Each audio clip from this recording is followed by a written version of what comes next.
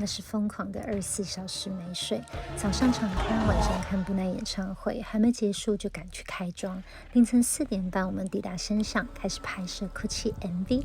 这是那天可爱的群演们，这是导演 Jasper， 还有嘎扎老师也一起来帮忙。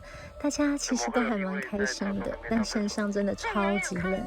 谢谢大家一起热血吹风，努力完成这一步。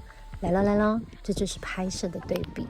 5点开拍，9点半结束，只能说我们非常有效率。最后杀青了，大家都很开心。不要问我为什么这么拼，我只想说，我想做好每一件事。可能我觉得它很美很好，你不一定这么觉得。可是如果我没有尽120分的努力，你又怎么会看见那几分的美丽？